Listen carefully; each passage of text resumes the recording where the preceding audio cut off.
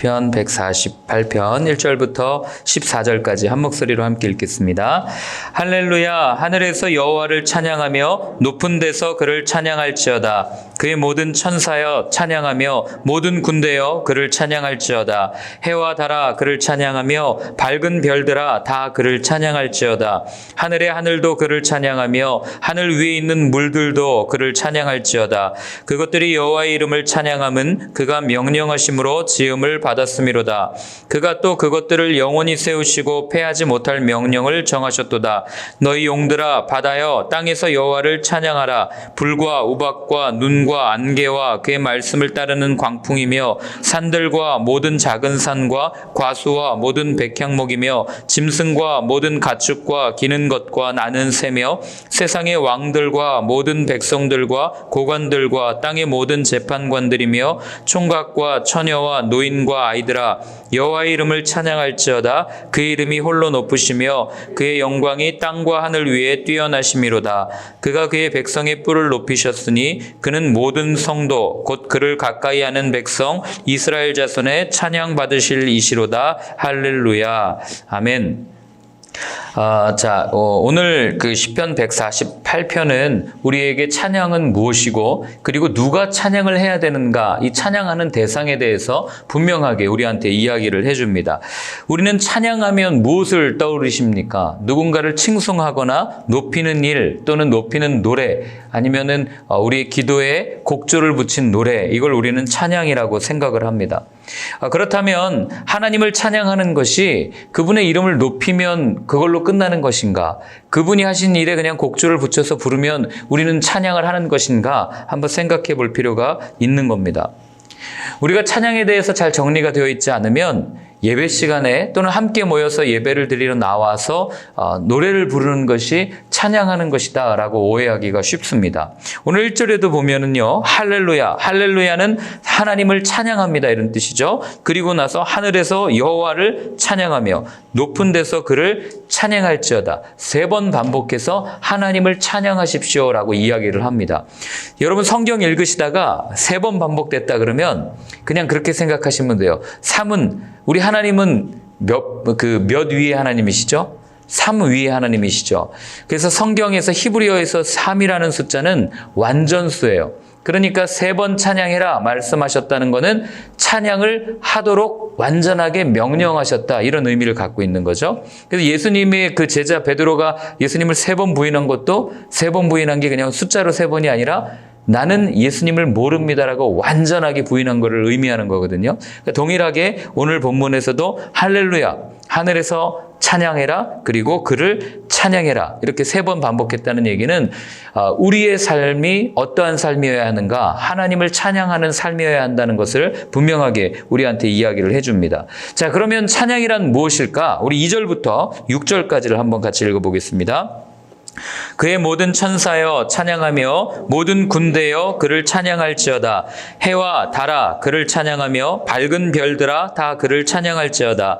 하늘의 하늘도 그를 찬양하며 하늘 위에 있는 물들도 그를 찬양할지어다. 그것들이 여호와의 이름을 찬양함은 그가 명령하심으로 지음을 받았음이로다. 그가 또 그것들을 영원히 세우시고 패하지 못할 명령을 정하셨도다. 아멘. 자, 오늘 보기 보면은 하늘에 있는 천체들, 천사, 또 하늘에 있는 군대, 해와 달, 하늘에 있는 천사 군대는 하나님께서 지으신 천사를 이야기하는 거고요. 해와 달, 별들, 하늘의 하늘도, 하늘 위에 있는 물들, 이게 이제 궁창 위에 있는 물, 이런 뜻인데, 이것들도 다 주님을 찬양하라, 이렇게 이야기를 하거든요. 근데 우리 한번 생각해 보면, 사실 해가 어떻게 찬양을 해요? 입이 있습니까? 달이 입이 있어요? 우리가 아는 달은 토끼 한 마리 있는 거, 호랑이 한 마리 있는 거 아닙니까? 별이 어떻게 하나님을 찬양하겠어요? 그래서 오늘 우리가 읽은 이 구절에서 찬양이 어떠한 것인가, 찬양의 본질이 분명하게 드러난다는 겁니다. 여러분, 해도 찬양을 합니다. 달도 찬양을 해요. 별도 찬양을 합니다. 어떻게 찬양하는지 아십니까?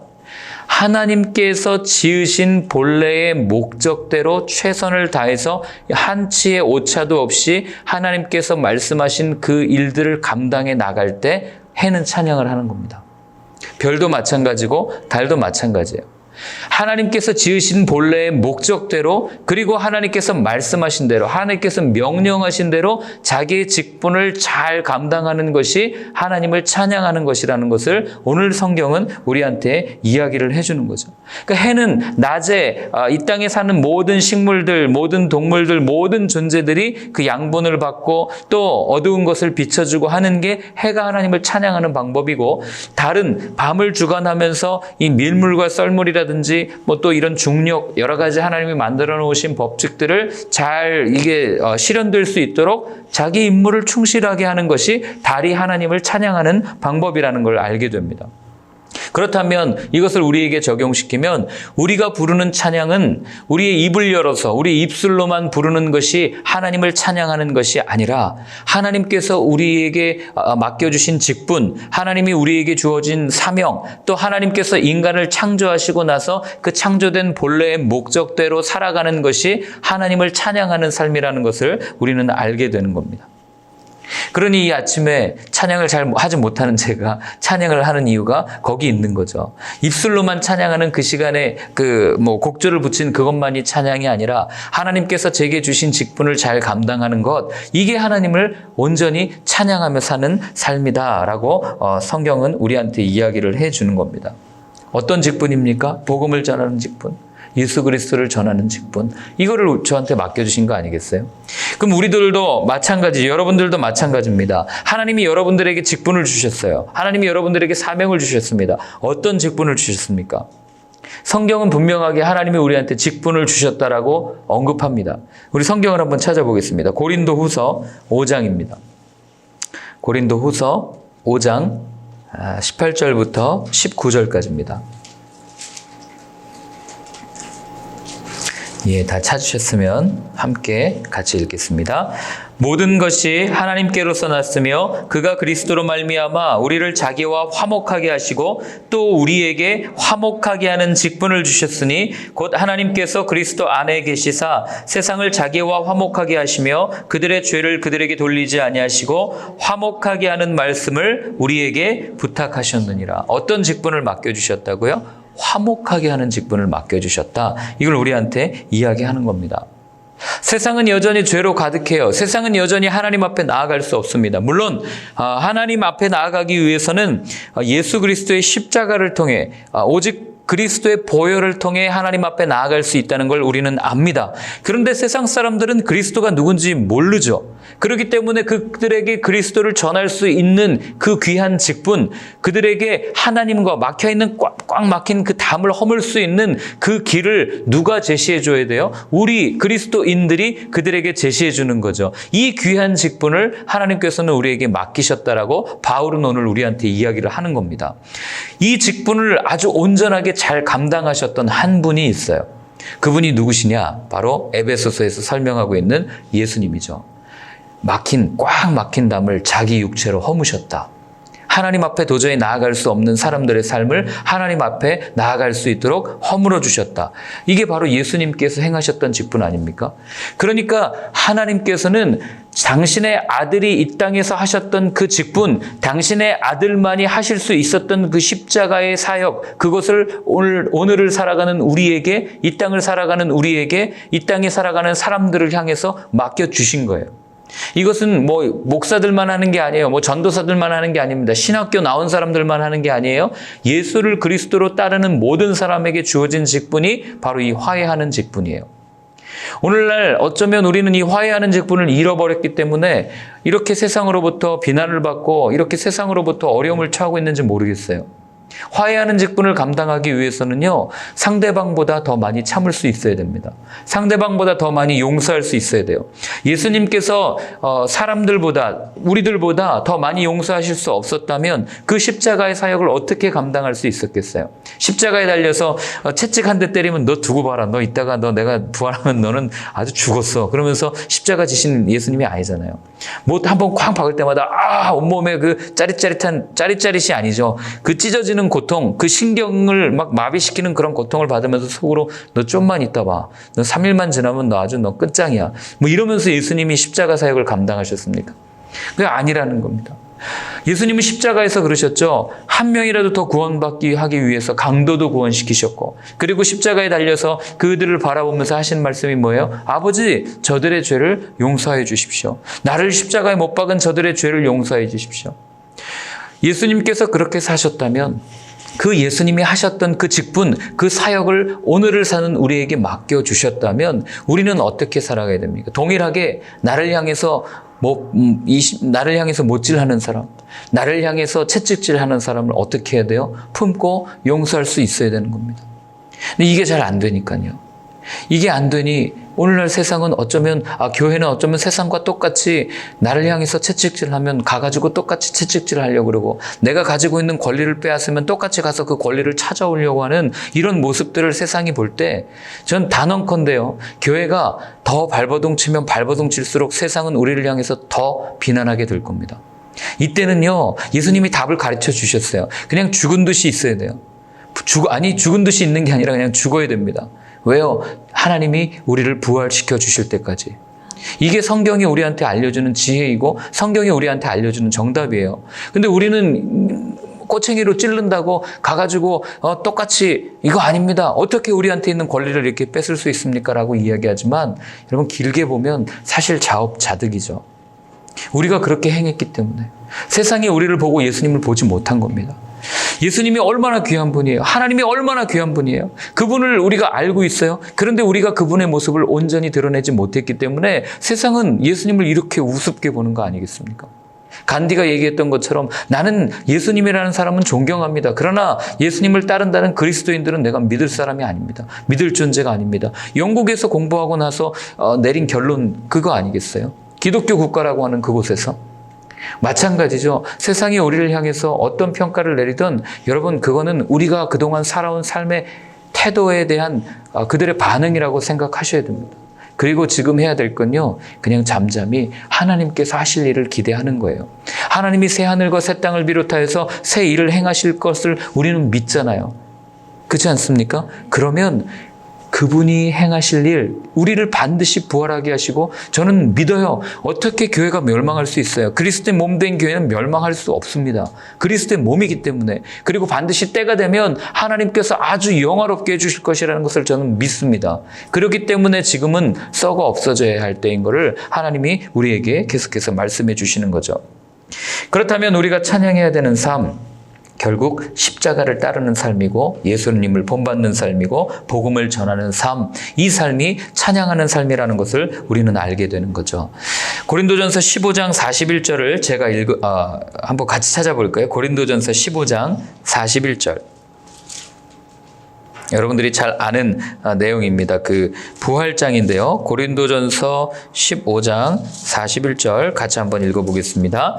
해의 영광이 다르고 달의 영광이 다르며 별의 영광도 다른데 별과 별의 영광이 다르도다. 자, 해와 달과 별이 찬양한다고 했는데 그들이 하나님 앞에 돌리는 찬양의 모습이 다 다르다는 거예요. 영광이 다르다. 이 말은 우리 각각 개개인이 하나님 앞에 찬양하는 그 삶의 모습들이 다 다를 수밖에 없다는 걸 이야기하는 거예요.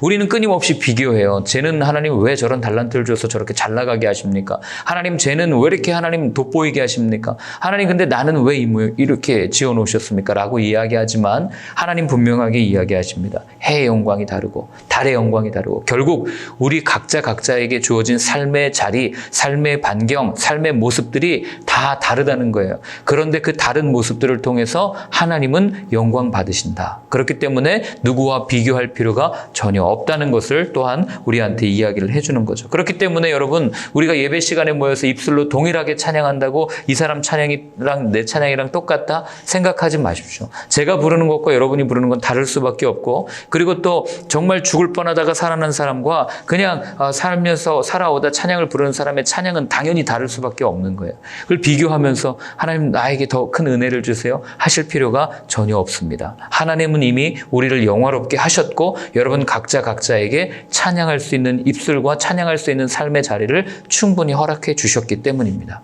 이것을 오늘 기억하면서 하루 종일 찬양할 수 있는 하루가 되었으면 좋겠습니다. 자, 우리 7절부터 10절까지 한번 같이 읽겠습니다. 시작.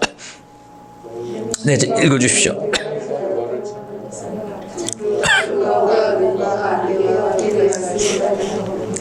산들과 모든 작은 산과 과수와 모든 백향목이며 짐승과 모든 가축과 기는 것과 나는 새며. 자, 여기 보시면은요, 하나님께서 찬양을 명령하는 대상을 누구라고 얘기합니까? 용들, 바다, 땅, 그리고 불, 우박, 눈, 안개, 광풍, 산들, 과수, 백향목, 짐승, 이런 것들을 이야기하거든요. 근데 이걸 가만히 생각해 보면은요, 그동안 여기에 기록되어 있는 이 단어들은 사람들이 우상으로 섬겨왔던 것들이에요.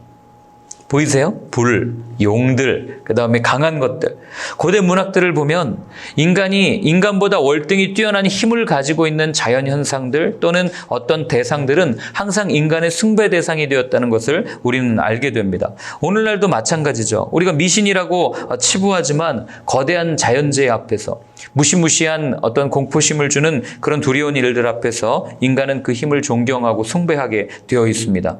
결국 힘이 있는 곳에는 부가 모이게 되어 있고 부가 있는 곳에는 그것이 인생의 문제를 해결해 줄 수 있을 것 마냥 따르는 숭배하는 사람들이 생겨나는 거죠. 오늘날 우리가 살고 있는 시대의 가장 큰 우상은 무엇입니까? 두 가지가 있어요. 무엇입니까? 우리가 잘 아는 만몬이라는 물질의 우상이고, 두 번째는 에고, 나라고 하는 자아의 우상입니다. 이 두 가지 우상은 우리가 생각할 때 굉장히 강한 것처럼 보이고 이 세상을 이끌어 나가는 것처럼 보이기 때문에 우리는 그것을 따르고 그것을 숭배할 수밖에 없다고 이야기합니다. 그러나 여러분, 성경은 분명하게 이야기합니다. 오늘 있는 것처럼 용들, 바다, 땅, 인간들보다 더 큰 힘을 가졌다고 생각되는 모든 것들도 누구를 찬양한다고요? 하나님을 찬양한다라고 이야기합니다. 결국 이 본문에서 말하는 것은 무엇이에요? 우리가 생각하는 어떤 강력한 힘, 거대한 것들, 이 모든 것들보다도 하나님이 더 크신 분이십니다. 그러니 오늘날 이 위기 앞에서 우리는 두려워하잖아요. 앞으로 교회가 존재 자체가 어려울 것 같습니다. 이렇게 어떻게 말도 안 되는 이런 일이 일어납니까? 라고 이야기하지만 여러분, 우리가 두려워할 대상은 그들이 아니라 하나님이라는 것이고, 우리가 바라봐야 할 대상은 세상이 아니라 하나님이라는 것을 오늘 본문은 우리한테 이야기해 주는 겁니다. 우리가 눈을 들어서 오늘도 끊임없이 하나님을 바라보고 하나님께 주목할 수 있는 그런 삶이었으면 좋겠습니다. 자, 11절부터 14절까지 한번 읽고 마치도록 하겠습니다.